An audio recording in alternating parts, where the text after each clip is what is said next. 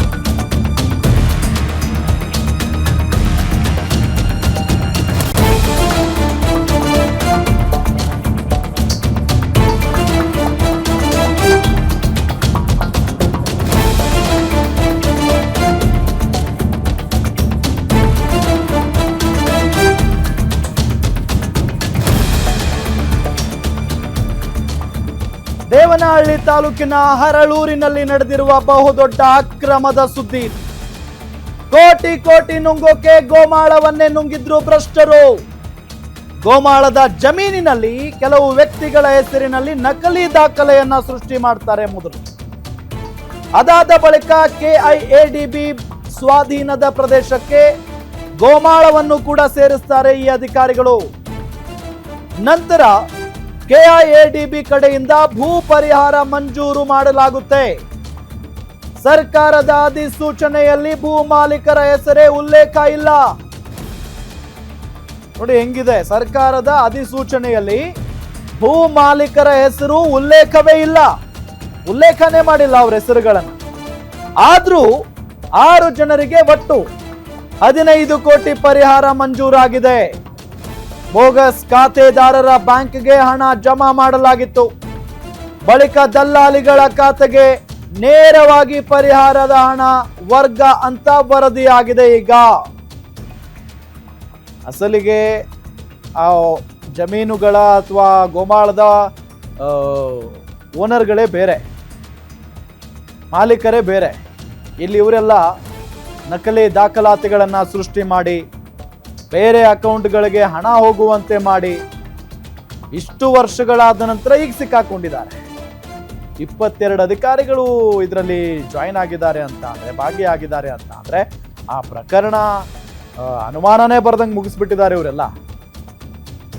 ಯಾರಿಗೂ ಡೌಟೇ ಬಂದಿಲ್ಲ, ಆ ರೀತಿಯಾಗಿ ಮುಗಿಸಾಕ್ಬಿಟ್ಟಿದ್ದಾರೆ. 22 ಜನ ಅಧಿಕಾರಿಗಳು ಕೆಳ ಹಂತದಿಂದ ಮೇಲ್ ಹಂತದವರೆಗೆ ಎಲ್ಲರೂ ಕೂಡ ಭಾಗಿಯಾಗಿದ್ದಾರೆ.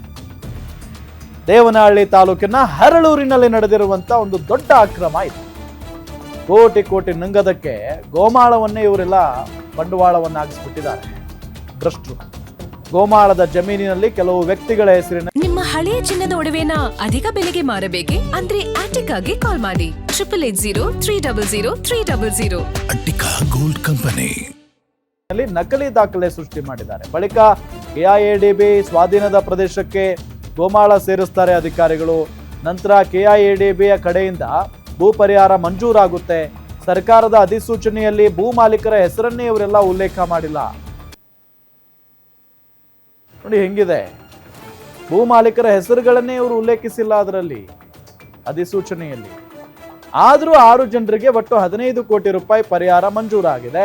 ಬೋಗಸ್ ಖಾತೆದಾರರ ಬ್ಯಾಂಕ್ಗೆ ಹಣ ಜಮಾ ಮಾಡಲಾಗಿತ್ತು. ಬಳಿಕ ದಲ್ಲಾಳಿಗಳ ಖಾತೆಗೆ ನೇರವಾಗಿ ಪರಿಹಾರ ಹಣ ವರ್ಗ ಅಂತ ಹೇಳಿ ವರದಿ ಬಂದಿದೆ ಈಗ. ಸೊ ಅವರೆಲ್ಲರ ಫೋಟೋಗಳನ್ನು ನಿಮಗೆ ತೋರಿಸ್ತಾ ಇದ್ದೀವಿ ನಾವು. ಈ ಎಲ್ಲ ವಿದ್ಯಾವಂತರಾಗಿ ಸರ್ಕಾರಿ ನೌಕರಿಯನ್ನ ಗಿಟ್ಟಿಸಿಕೊಂಡು ಈ ರೀತಿಯಾದಂತಹ ಗರಂದಾರಿ ಕೆಲಸವನ್ನ ಮಾಡಿರುವಂತವರ ಫೋಟೋಗಳು. 1962-63ನೇ ಸಾಲಿನಲ್ಲಿ ತಹಶೀಲ್ದಾರ್ ಆದೇಶದಂತೆ ನಕಲಿ ದಾಖಲೆ. ಇದು ಇವತ್ತು ನಿನ್ನೆಯ ಪ್ರಕರಣ ಅಲ್ಲ, ಹಗರಣ ಅಲ್ಲ. 1962-63ನೇ ಸಾಲಿನಲ್ಲಿ ತಹಶೀಲ್ದಾರ್ ಆದೇಶದಂತೆ ನಕಲಿ ದಾಖಲೆಯನ್ನ ಸೃಷ್ಟಿ ಮಾಡ್ತಾರೆ. ಹಾಗಿನ್ನು ಕಂಪ್ಯೂಟರ್ ಕೂಡ ಇರಲಿಲ್ಲ. 7 ಮಂದಿ ಹೆಸರಿನಲ್ಲಿ ಸಾಗುವಳಿ ಚೀಟಿ ನೀಡಿದಂತೆ ನಕಲಿ ದಾಖಲೆಯನ್ನ ಸೃಷ್ಟಿ ಮಾಡ್ತಾರೆ. ಸಾಗುವಳಿ ಚೀಟಿ ಜೊತೆಗೆ ನಕ್ಷೆ ಮತ್ತು ವಿತರಣಾ ವಹಿಯನ್ನ ತಯಾರು ಮಾಡ್ತಾರೆ.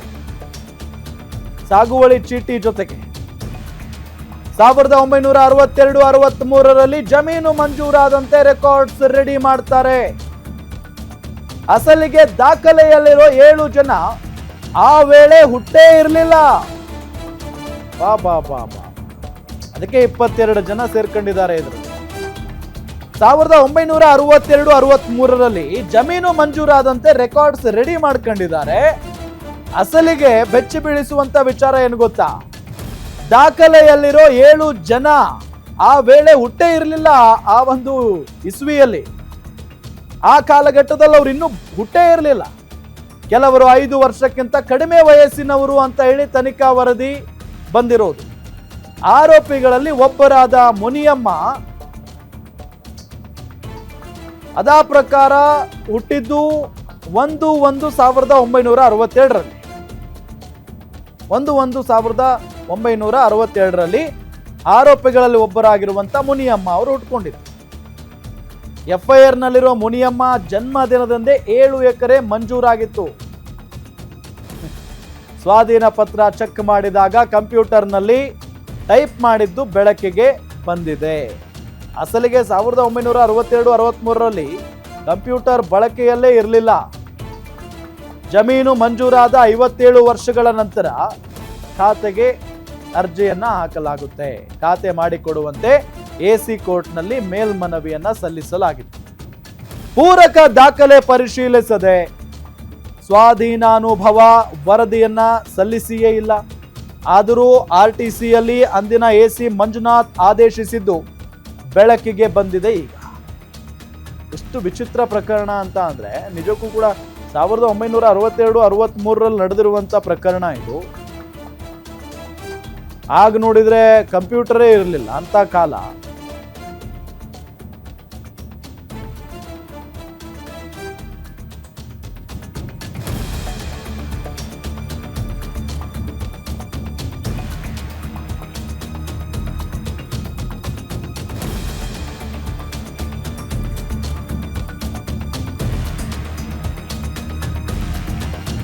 ಇದೇ ವಿಚಾರಕ್ಕೆ ಸಂಬಂಧಪಟ್ಟಂತೆ ಡೀಟೇಲ್ಸ್ ಕೊಡ್ತಾರೆ ನಮ್ಮ ಇಬ್ಬರು ಪ್ರತಿನಿಧಿಗಳು ಜಾಯ್ನ್ ಆಗಿದ್ದಾರೆ. ಮೊದಲಿಗೆ ದೇವನಹಳ್ಳಿ ರಿಪೋರ್ಟರ್ ಮಹೇಶ್, ಅದಾದ ನಂತರ ನಮ್ಮ crime bureau head SK Manjunath ಕೂಡ ನೇರ ಸಂಪರ್ಕದಲ್ಲಿ ಜಾಯ್ನ್ ಆಗಿದ್ದಾರೆ. ನಾನು ಮೊದಲು ದೇವನಹಳ್ಳಿ ರಿಪೋರ್ಟರ್ ಮಹೇಶ್ ಅವ್ರನ್ನ ಮಾತನಾಡಿಸ್ತೀನಿ. ಮಹೇಶ್, ನಿಜಕ್ಕೂ ಕೂಡ ಆಶ್ಚರ್ಯಕರ ಬೆಳವಣಿಗೆ ಇದು.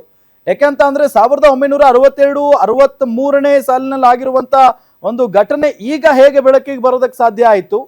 ಯಾವ ರೀತಿಯಾಗಿ ತನಿಖೆ ನಡೀತು? ಯಾವ ರೀತಿಯಾಗಿ ಹಗರಣದಲ್ಲಿ 22 ಜನ ಅಧಿಕಾರಿಗಳು ಭಾಗಿಯಾಗಿದ್ರು? ಡೀಟೇಲ್ಸ್ ಕೊಡ್ತಾ ಹೋಗೋದಾದ್ರೆ.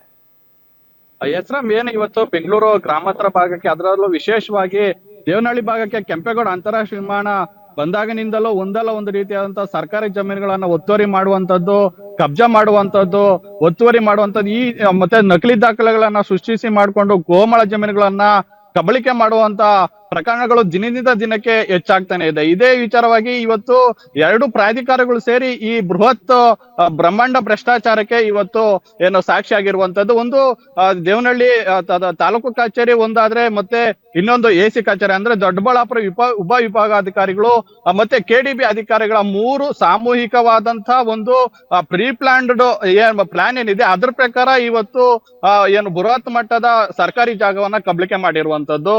ಅಂದ್ರೆ ಬೆಂಗಳೂರು ಗ್ರಾಮಾಂತರ ಜಿಲ್ಲೆ ದೇವನಹಳ್ಳಿ ತಾಲೂಕಿನ ಅರಳೂರು ಗ್ರಾಮ ಏನಿದೆ, ಈ ಗ್ರಾಮದ ಸರ್ವೆ ನಂಬರ್ 37ರಲ್ಲಿ 9 ಎಕರೆ 39 ಗುಂಟೆ ಏನು ಸುಮಾರು ಕೋಟಿ ಅಂದ್ರೆ 15ರಿಂದ 20 ಕೋಟಿ ಬೆಲೆ ಬಾಳುವಂತ ಏನು ಸರ್ಕಾರಿ ಜಾಗಕ್ಕೆ ಇವತ್ತು ನಕಲಿ ದಾಖಲೆಗಳನ್ನ ಸೃಷ್ಟಿ ಮಾಡಿಕೊಂಡು ರೈತರ ಹೆಸರಿಗೆ ಅಕ್ರಮವಾದಂತ ಖಾತೆಗಳನ್ನ ಮಾಡಿಕೊಂಡು ಇವತ್ತು KDBಯಲ್ಲಿ ಸಾಕಷ್ಟು ಬ್ರಹ್ಮಾಂಡ ಭ್ರಷ್ಟಾಚಾರ ಮಾಡಿ ಕೋಟಿಗಟ್ಟಲೆ ಅಂದ್ರೆ ಏನು ಈ ರೈತರೇನಿದ್ದಾರೆ ಒಬ್ಬೊಬ್ಬರಿಗೆ 1.5 ಕೋಟಿ ಮತ್ತೆ 2 ಕೋಟಿ ಏನು ವಿಧವಾದಂತ ಬಹುಕೋಟಿ ಏನು ಹಣವನ್ನ ಇವತ್ತು ಅಕ್ರಮವಾಗಿ KDB ಇಂದ ಏನು ಜಮಾವಣೆ ಆಗಿರುವಂತದ್ದು.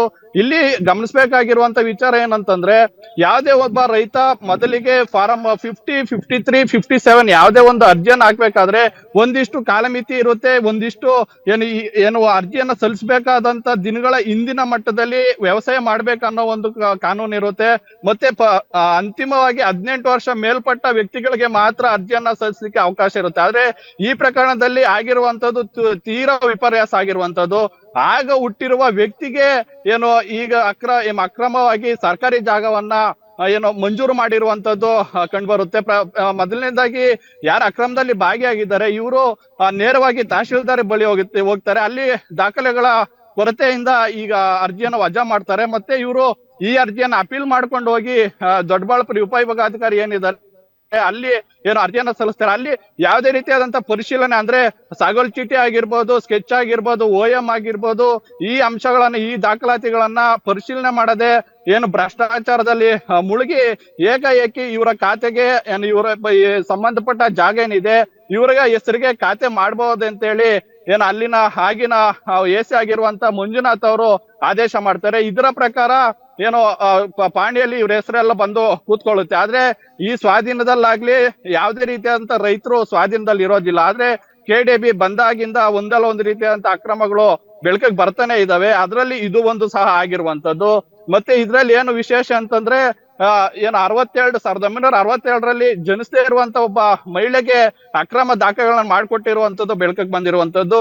ಇವ್ರು ಯಾವಾಗ KDB ಇಂದ ಬೃಹತ್ ಮಟ್ಟದ ಕೋಟಿ ಏನ್ ಹಣವನ್ನ ತಮ್ಮ ಖಾತೆಗೆ ಜಮಾವಣೆ ಮಾಡ್ಕೊಂತಾರೆ, ಅಲ್ಲಿನ ಅಂದ್ರೆ ದೇವನಹಳ್ಳಿ ಭಾಗದ ಕೆಲ ಹೋರಾಟಗಾರರು ಮತ್ತೆ ಸ್ಥಳೀಯರು ಇದ್ರಲ್ಲಿ ಏನೋ ಒಂದು ಅಕ್ರಮ ಆಗಿದೆ ಅಂತೇಳಿ ಏನು ಲೋಕಾಯುಕ್ತಕ್ಕೆ ದೂರು ಕೊಡುವಂತ ಏನು ಕೆಲಸ ಆಗುತ್ತೆ. ಇದರ ಬೆನ್ನತ್ತಿದಂತ ಲೋಕಾಯುಕ್ತ ಇವತ್ತು ಭರ್ಜರಿ ಬೇಟೆಯನ್ನಾಡಿ ಅಕ್ರಮ ಖಾತೆಗಳನ್ನ ಮಾಡ್ಕೊಂಡಂತ ಅಕ್ರಮವಾಗಿ ಹಣವನ್ನ ಪಡೆದುಕೊಂಡಂತ ಕುಳಗಳನ್ನ ಇವತ್ತು ಬೆನ್ನತ್ತಿ ಜಾಲಾಡಿರುವಂತದ್ದು ರಾಮ್.